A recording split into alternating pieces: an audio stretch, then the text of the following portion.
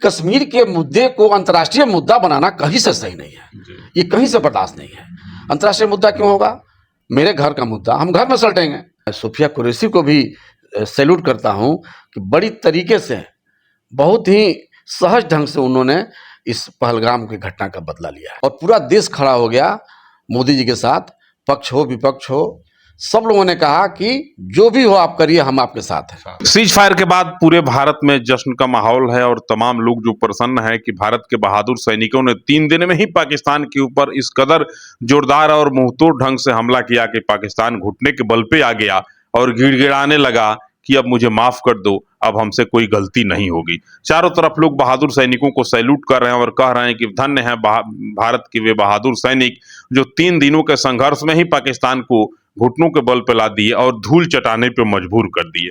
राष्ट्रीय जनता दल के गोपालगंज के कद्दावर नेता और गोपालगंज सदर विधानसभा क्षेत्र के आरजेडी के पूर्व प्रत्याशी मोहन प्रसाद गुप्ता जी मेरे साथ जुड़ चुके हैं और 3 दिनों तक जब संघर्ष चल रहा था तो उसमें ये भी बड़े दुखी थे और भारत के बहादुर सैनिकों को लगातार सैल्यूट कर रहे थे। इनसे भी जानने का प्रयास करेंगे कि अब तो संघर्ष विराम हो गया है, अब क्या सोच रहे हैं। बहुत बहुत स्वागत। आपका भी बहुत बहुत स्वागत है। चलिए, अब तो संघर्ष विराम हो गया। हाँ, संघर्ष विराम तो हो गया, लेकिन मैं शुरू करता हूँ पहलगाम की घटना से। जी।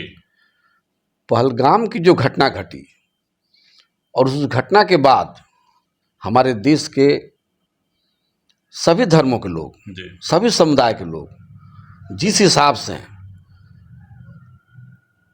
एक साथ उस घटना के खिलाफ खड़ा हो गए, मैं उनको सैल्यूट करता हूँ।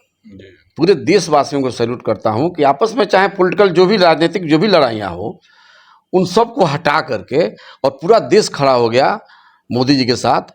पक्ष हो विपक्ष हो, सब लोगों ने कहा कि जो भी हो आप करिए, हम आपके साथ हैं। और सरकार ने अच्छा निर्णय लिया। हमारे बहादुर नौजवान, हमारे बहादुर सैनिकों ने जिस हिसाब से मुकाबला किया, बचाव भी किया और ध्वस्त भी किया, उनको मैं सैल्यूट करता हूं कि वो लोग दिन रात लड़ते रहे और हमारे देश के लोग दिन रात चैन से सोते रहे। ये बहुत बड़ी बात है। हमारे सरहद पर मेरे नौजवान, मेरे शेर जो खड़े हैं, उनको पता है जी।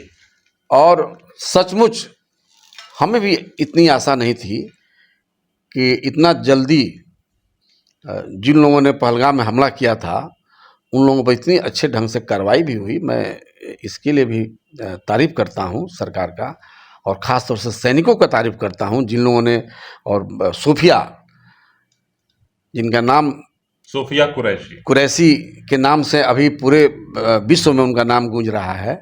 मैं सोफिया कुरैशी को भी सैल्यूट करता हूं कि बड़ी तरीके से, बहुत ही सहज ढंग से उन्होंने इस पहलगाम की घटना का बदला लिया है। बड़ी चर्चा है, अमेरिकी राष्ट्रपति डोनाल्ड ट्रंप ने कहा कि हजारों वर्ष पुराना इस मामला को अब सुलझा लिया जाएगा। अब लगता है कश्मीर का मामला सुलझ जाएगा।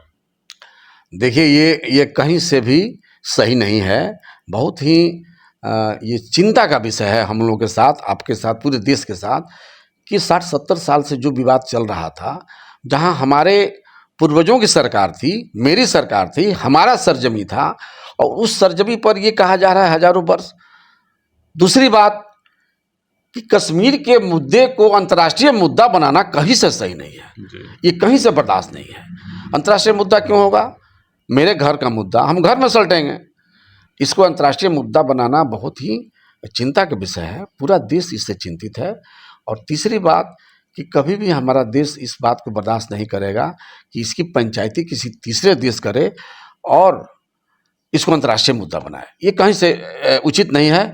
मैं इसका विरोध करता हूँ। सेना के बहादुर जवानों के लिए 200 सेना के बहादुरों को फिर से दोबारा मैं सैल्यूट करता हूँ, और जो उन्होंने किया है, जो हमारे देश के प्रति अच्छे सोच नहीं रखने वाले भी देश हैं, उन लोगों को भी उन्होंने दोहरा दिया है कि हम लोग क्या हैं। ये ट्रेलर है और उस ट्रेलर को उन्होंने इतने अच्छे से रखा है कि हमको नहीं लगता है कि अगर कहीं दबाव नहीं पड़े, कहीं रोक नहीं हो, तो ये लोग किसी को भी, किसी भी देश से लड़ने के लिए हमारा देश बहुत आगे है, बहुत सक्षम है।